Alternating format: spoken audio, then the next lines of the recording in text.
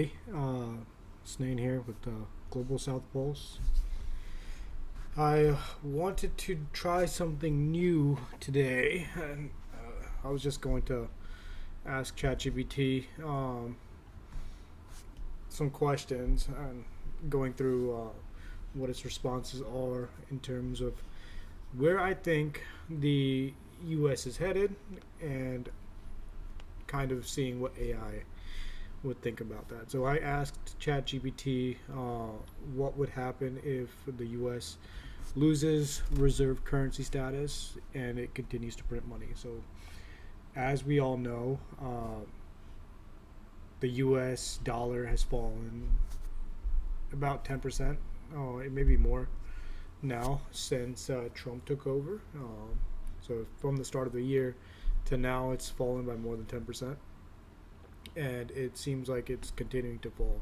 If you guys look at the yields of gold versus the dollar, um, like gold has just been on a huge, massive rally against, well, pretty much really since the turn of the century. It's the biggest, largest moving asset since the year 2000, but really in general since we came off the gold standard after Nixon took us off the gold standard.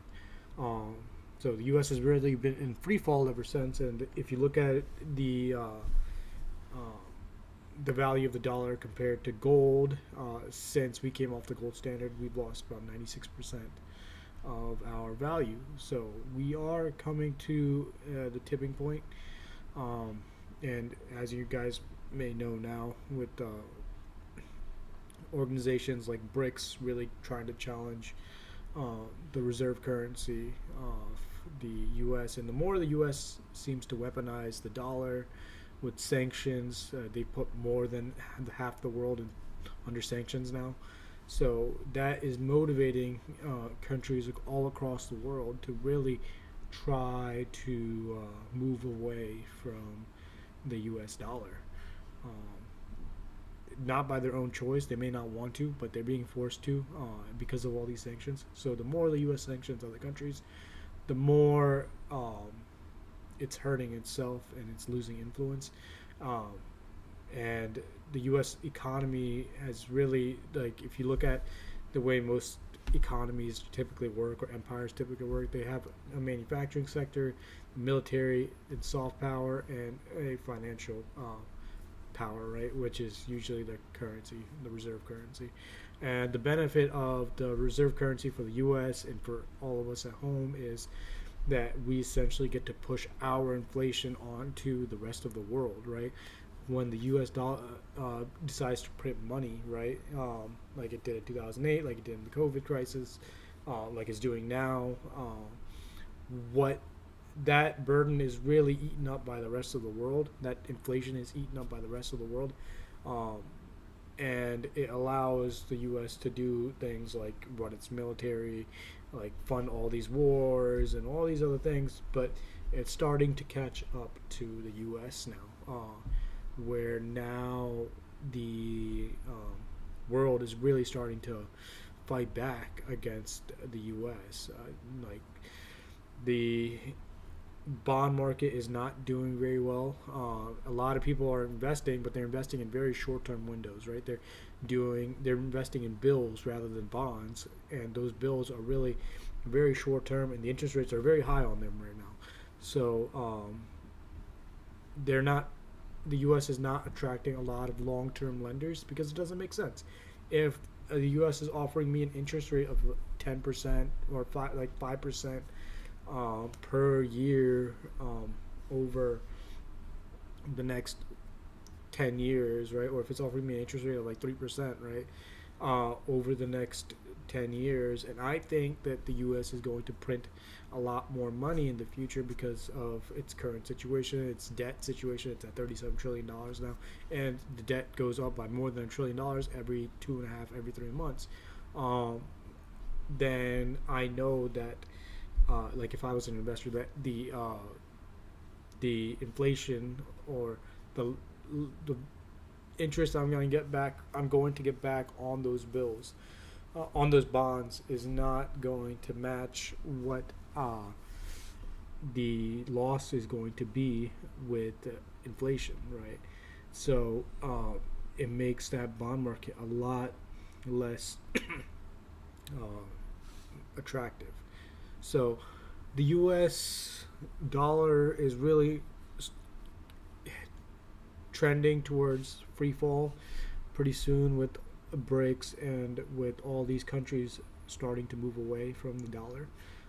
You can see countries like China and Russia and Iran and Brazil, India, even they're starting to trade amongst themselves in a lot of the global south uh, with their own currencies. So China is establishing a banking system or a foreign transaction system that really will allow it to transact outside of the SWIFT banking system, which is really the system that the U.S. created after World War II during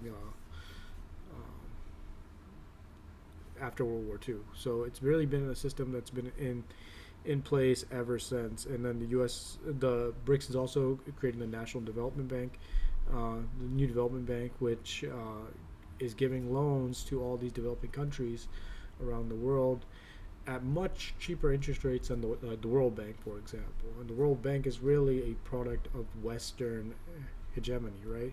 So you can see that Western powers all around the world are really starting to lose power and lose influence. And I just kind of wanted to highlight what ChatGPT may say would happen if once this reserve currency status is gone, because we are heading in that direction. What would happen if the U.S. continued to print money afterwards, right? Because it the effect it would have on our life at that point, once the U.S. is no longer the reserve currency, would be far more impactful, right? We would feel it a lot more. And I know the Fed and the government, they've tried to convince us that inflation is a good thing, but inflation is not a good thing, right? Like deflation, in my opinion, like unless it's caused by like economic strain, but a deflation as a result of like increased productivity is a good thing. Like we should be like, as the U.S. grew and became more productive over time in the past, we should have seen, like with new tech innovations, we should have seen prices come down.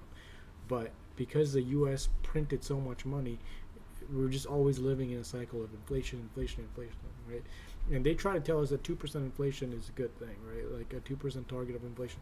But when prices go up by 2% every year, that's not a good thing, right? Like that is certainly like an issue.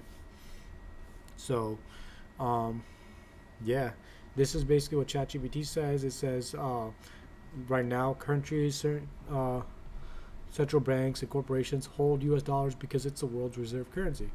It's used to price oil, settle trade, store savings.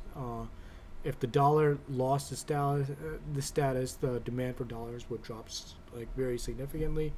Foreign countries would no longer need to hold dollars in their reserves, meaning trillions of dollars could flow back into the U.S. economy, creating a huge oversupply.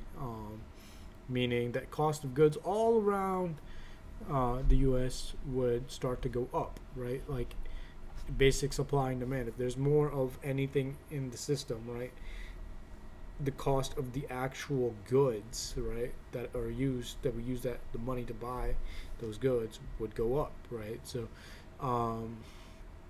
with the reduced global demand, the dollar would depreciate against all major currencies, and the impacts would become far more expensive. Like all goods, like clothes, cars, energy, electronics, would all start to spike significantly, right? If you think about it, right now, and this isn't exactly the right analogy, but basically when the U.S. dollar decides to print money, right, our inflation is spread out over 7 billion people in the world, right? The entire global population, because we are the reserve currency holder. But when the U.S. is no longer the reserve currency and those dollars come home into the market, into the U.S. market, right? When the U.S. prints even more money on top of that, right? The inflation is no longer going to be spread out over 8 billion people. It's going to be spread out over 300 million people, right? So if you think about it, right, like that that is going to be hugely inflationary, right? Like the cost of goods are going to skyrocket. So the U.S. is going to have a massive devaluation, and our economy is going to collapse. And if it keeps printing money, ChatGPT is saying that we could approach hyperinflation. And hyperinflation is basically what happened in Germany, which after World War One, like with the Treaty of Versailles, uh, when Germany was burdened with the debt of the all of the war, right, of trying to repair repair all the damages from the war. And basically, what they try to do is they just try to print a lot of money, right? So you had people buying like trying to buy bread with like wheelbarrows of cash, right? Because the money had devalued so much. So if the U.S. keeps printing money after it loses its reserve currency status, right, uh, that's pretty much going to be the U.S., right? If we don't get our act in order, because the U.S. The rest of the world isn't going to want to hold dollars or accept dollars in large quantities if it's printed excessively and the U.S. dollar no longer holds value, right? The people still currently value the dollar a little bit, but we are starting to get into the territory where people are trying to distance themselves away from the dollar, right? So, like, here's ChatGPT saying it would look very similar to Weimar Germany, which is what I just discussed, Zimbabwe, Venezuela, right? Uh, though on a much larger scale due to the size of the U.S. economy. So, to attract lenders, the U.S. would need to offer much higher interest rates on Treasury bonds, but with $34 trillion of debt, higher rates would mean the government's interest payments alone would bankrupt the system. So the U.S. might face a sovereign default crisis for the first time in modern history. And we are quickly approaching that. I don't see it getting much better from here, to be honest. And what's going to start happening after that is going to be internal strife. People are going to start going to war with each other, going to start having a civil war. People are going to start blaming others, which we're already kind of starting to do, right? Like, right now, people have the wrong idea. They think the immigrants are the problem. The immigrants are not the problem. The problem is the congressmen.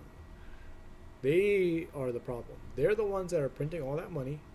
They're the ones that are sending our money overseas. They're the ones that are trying to start wars against the rest of the population. And they're sanctioning the world. They're putting tariffs on everything, right?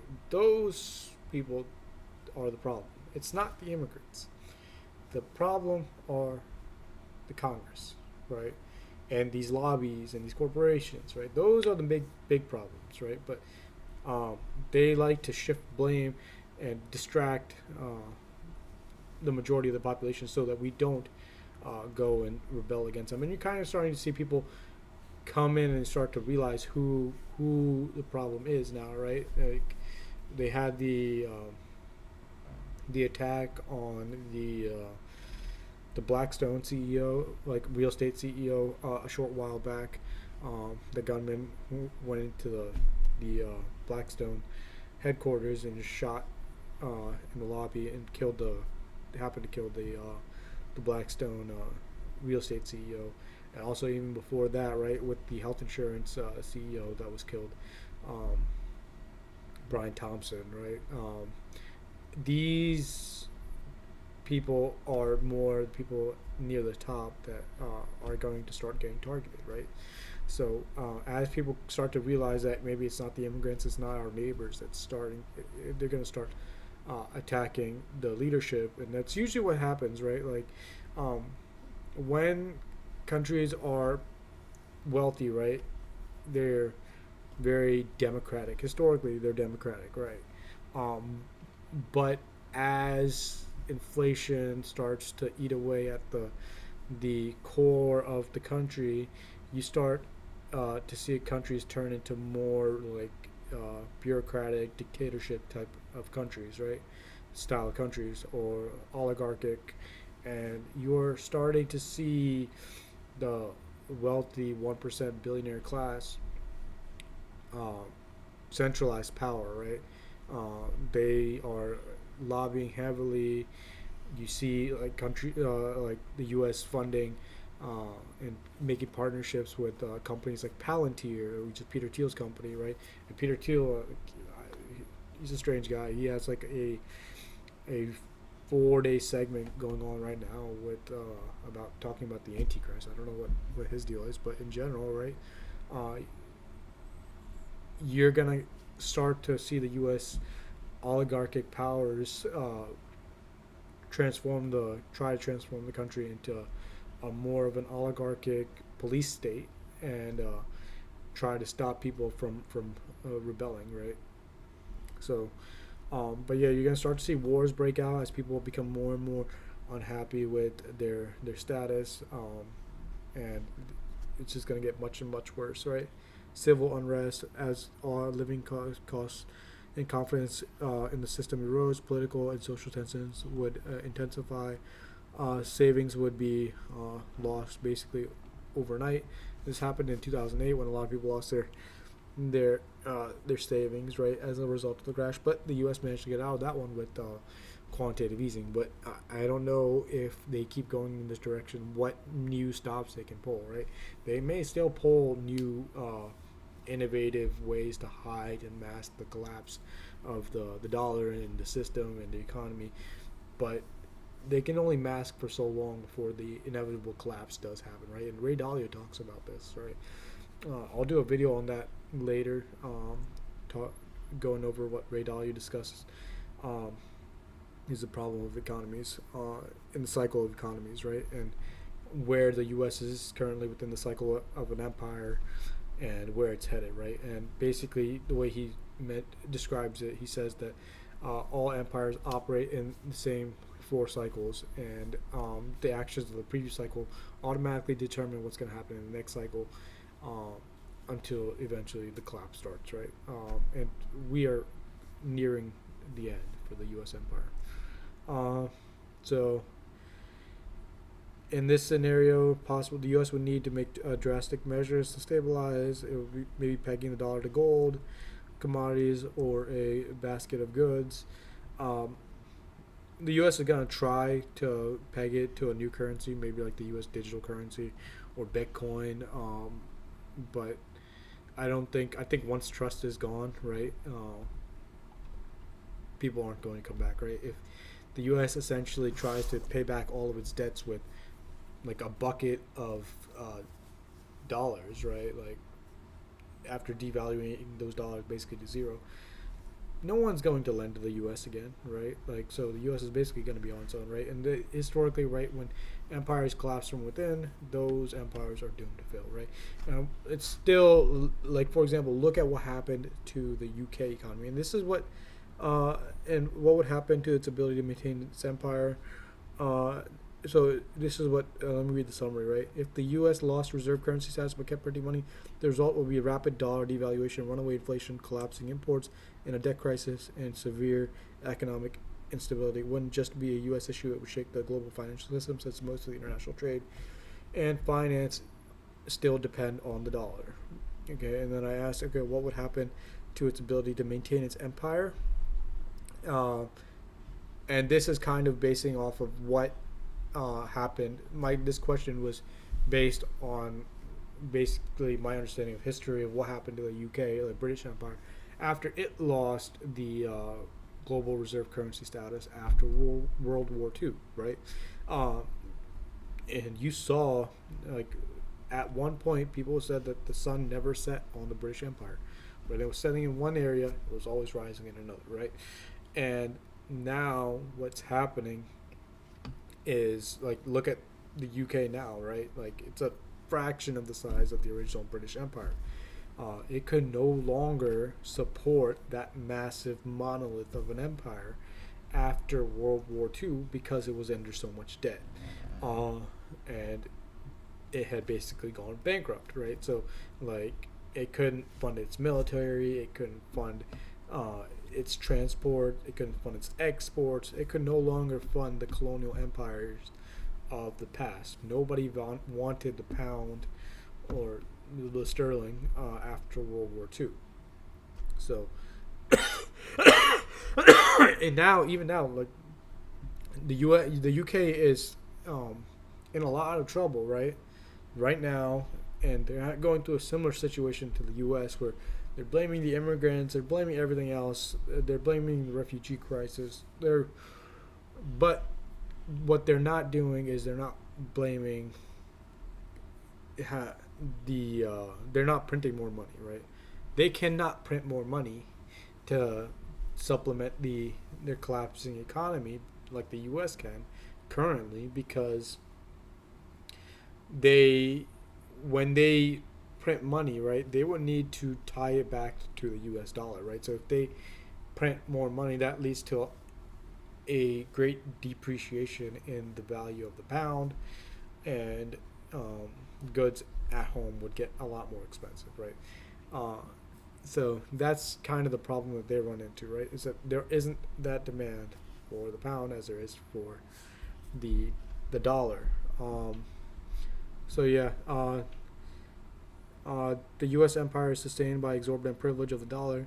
The U.S. can print money to buy oil, goods, or fund military bases abroad because everyone accepts dollars. Foreigners lend to the U.S. cheaply by buying treasury bonds, effectively subsidizing U.S. deficits. This allows the U.S. to maintain 800 plus overseas bases, carrier strike groups, and endless wars without fully burdening its taxpayers, because that debt is being spread out over 7 billion people right now.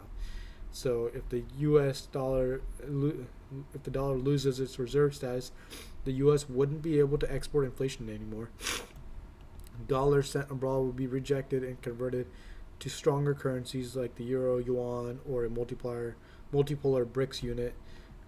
Without that ability, the U.S. would have to fund the empire out of real production and taxes instead of debt and money printing, and no one at home is going to stand for additional taxes after going through the massive inflation that we've already gone through, right? Inflation is essentially a silent tax on the population. We are getting taxed, and we're getting taxed outside of the 40% or 30% income tax that we already get charged, right? And that is inflation, right? When you go to the grocery store and you see goods that used to cost um, $2 last year are now costing you $6 or $4.50 this year, or $10, and now they're calling saying like $20, whatever, right?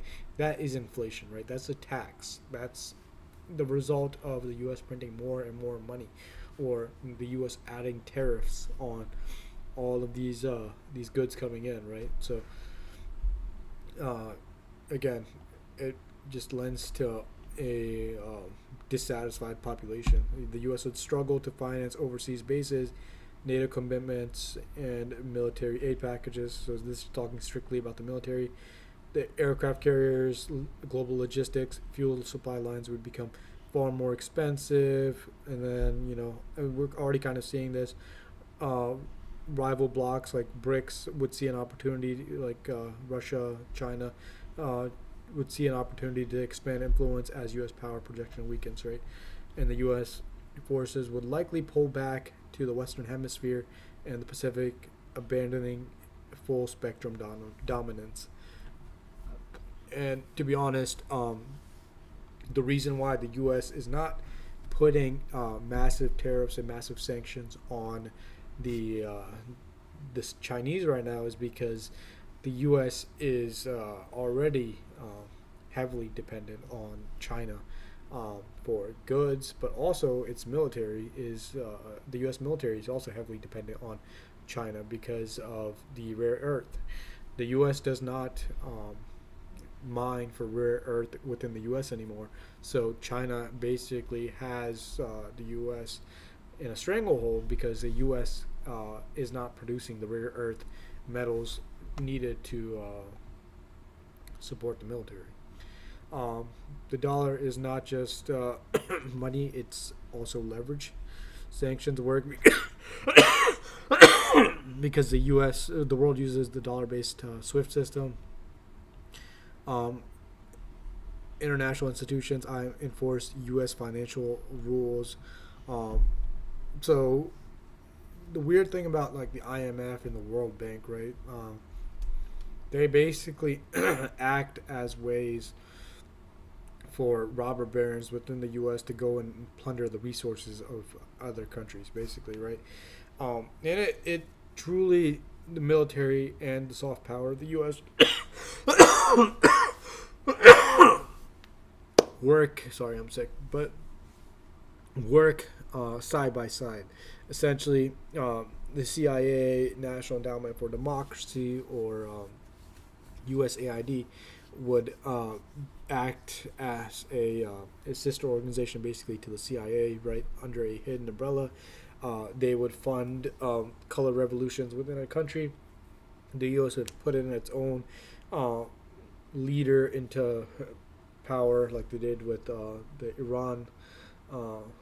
Iranian Shah way back in before the Iranian Revolution, right? And uh, that Shah would basically be a servant client of the U.S., or that leader would basically be a servant client of the U.S., and would make all of these decisions basically for the U.S., uh, giving away the resources very cheap to the U.S. And in the event that the people of the country start a revolution and start a revolution against him and overthrow the servant or the puppet leader of the country, and actually put in a real leader, then the U.S. normally goes in and sanctions them. And if they ever need money from the IMF, the IMF and the World Bank would normally put in very demanding clauses that say you need to open up your markets to the Western world, to the U.S. You would need to allow so and so to go and buy goods from you for cheap. So they basically act as like different umbrellas of the U.S. Even though people think that they actually represent the world, they actually just represent Western hegemony.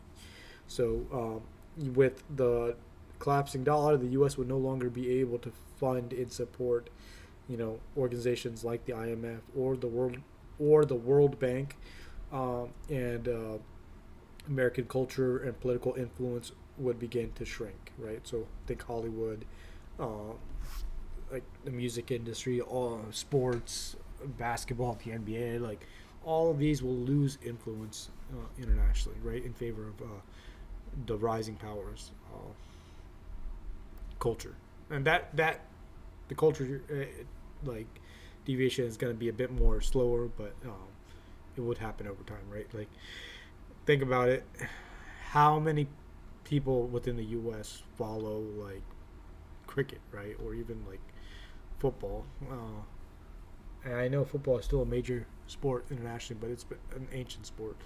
But like cricket is like the biggest sport in the UK, right? And um, we don't really follow it, right? So similar, like maybe basketball loses influence, or American football doesn't really have influence outside of the U.S., but maybe that loses influence too. But yeah, let me see whatever else. Uh, Soft power. Okay, the empire abroad depends on legitimacy at home. If people are seeing rising poverty, collapsing. Okay, if people see rising poverty, collapsing purchasing power, and endless military spending, political pressure will mount to bring the empire home. People are gonna say like they no longer want uh, the U.S. to be its major empire, so it's going to start collapsing. Historically, empires could contracted sharply once they could no longer finance their global footprint. See, like Rome, Britain, USSR, they began to shrink, right? So, um, the U.S., while it doesn't show or project its empire in the form of colonies, it does project like influence through its bases and through its wars and through basically putting in all of these like puppet leaders, right? So it's going to lose all of that influence, and even the U.S. itself is probably going to start to implode and reduce in size as civil wars start to break out. Maybe the West becomes its own country, the East, the upper Northeast, Southeast, those would all become their own separate countries, right? Kind of like what happened to Yugoslavia after the fall of the Soviet Union. Um, long-term scenarios, the U.S. becomes just another great power among others, competing with China, India, and other regional. The U.S. pulls back to protect core interests. Economic collapse could trigger domestic unrest, making foreign projection. The U.S. might pivot to sharing costs with Europe or Asia instead of being the sole hegemon. Now, if the U.S. decides to give up power willingly, it will be a much, much smoother transition. But my hunch is that the U.S. is actually going to go to war. And we are already kind of seeing that, right? With the war in Russia, the Ukraine war, and the war going on with Israel and Iran. I think the U.S. is going to essentially look at its waning power and think that it can fight its way out of it, even though it can't, because I discussed before, the U.S. cannot make weapons anymore on a large scale because it is no longer mining rare earth. So, in order to get that manufacturing and that production sector back into the U.S., it is a much, much longer transition, which is why they are not able to put tariffs on China.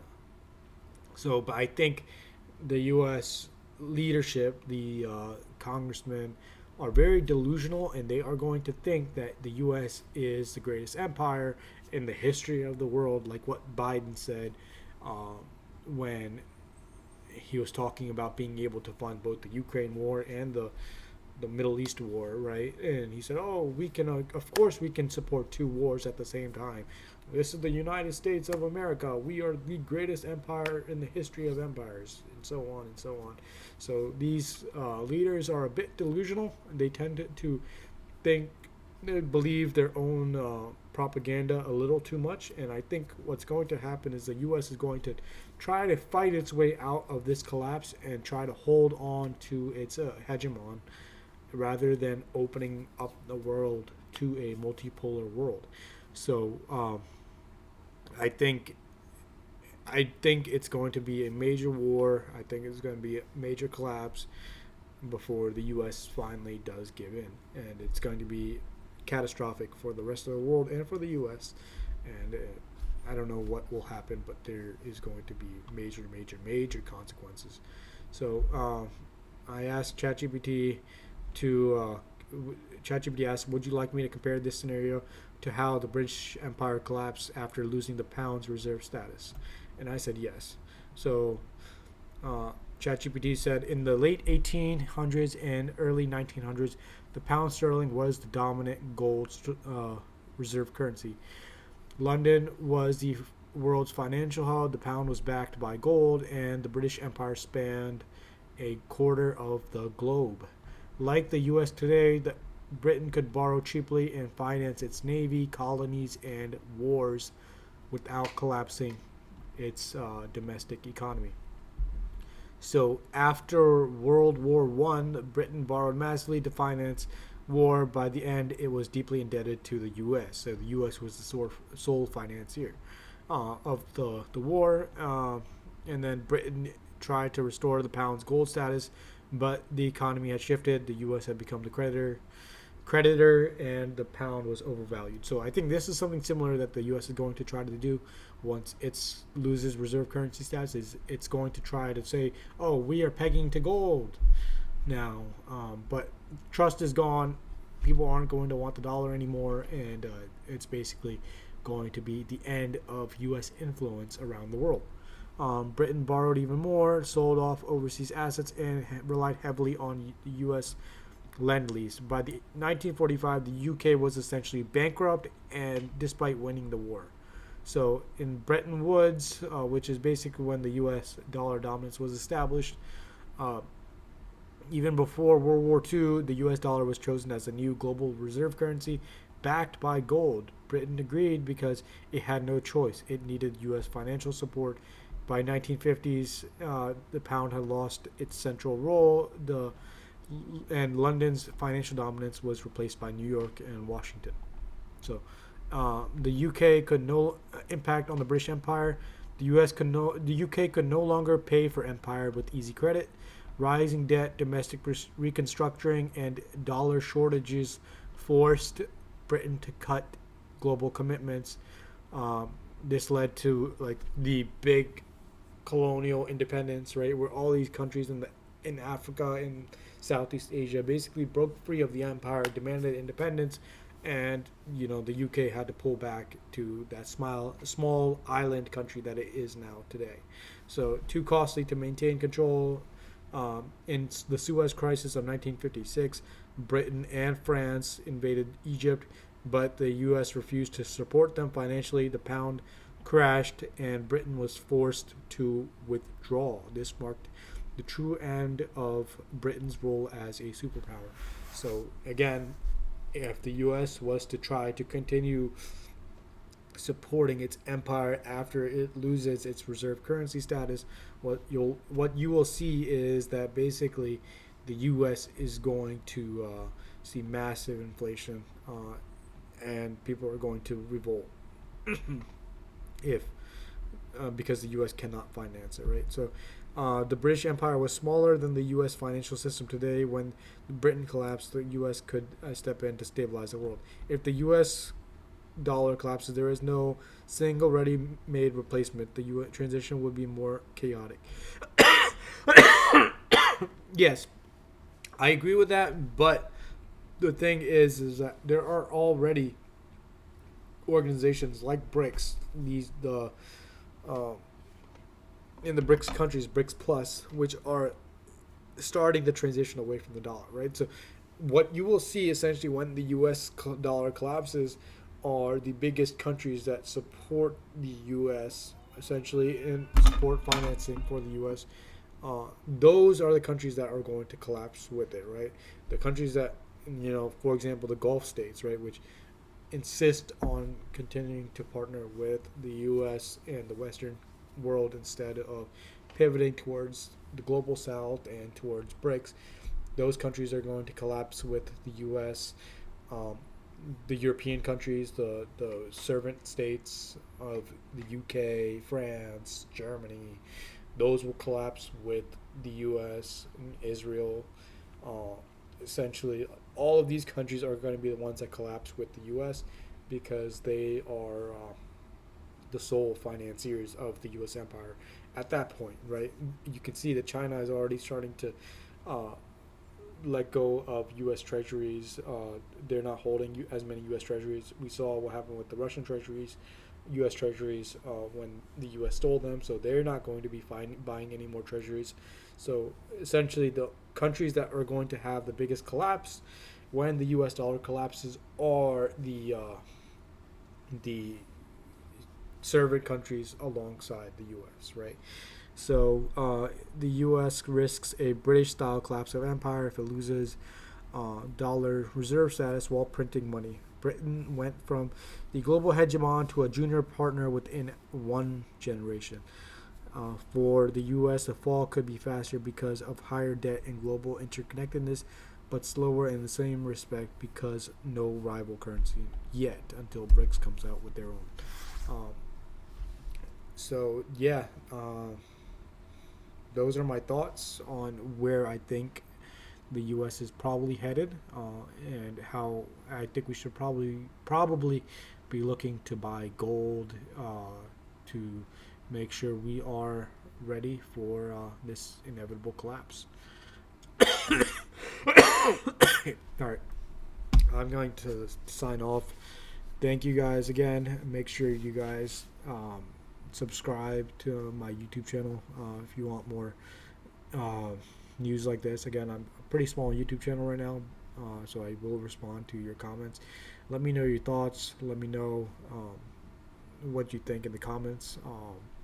Let me know if you have any ideas on what else I should cover or how I should cover it. If you like this type of style, if I should do more of this type of style, this type of content, um, or if I should go back to, you know, doing my reaction over like videos from other like YouTube channels, um, talking about finance mostly. All right, thank you.